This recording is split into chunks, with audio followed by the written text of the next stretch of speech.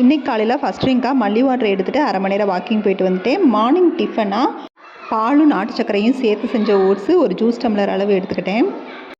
அதோட 4 பாதாமும் கொஞ்சம் நிலக்கடலை தேங்காய் பூ சேர்த்த முருங்கைக்கீரையும் சைடிஷ்க்கு எடுத்துக்கிட்டேன். எப்போவும் காலையில் டிஃபனாக வெறும் ஓட்ஸ் மட்டும் எடுக்காதீங்க. ஓட்ஸ் கூட இந்த மாதிரி நட்ஸு இல்லை பயறு காய்கறிகள் எதையாவது சேர்த்துக்கோங்க. 11 மணி போல் 2 வாழைப்பழம் மட்டும் எடுத்துக்கிட்டேன்.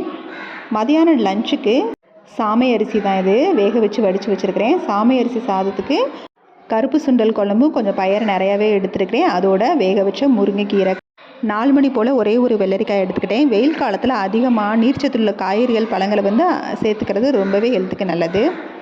நைட் டின்னருக்கு ஒரு சாதா ஊத்தாப்பமும் ஒரு முட்டை ஊத்தாப்பமும் அதோட தேங்காய் சட்னியும் கார சட்னியும் வச்சு சாப்பிட்டுட்டேன்.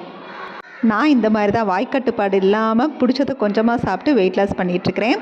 நீங்களும் என்னைய மாதிரினா கமெண்ட்டில் ஒரு ஹைஃபை கொடுங்க.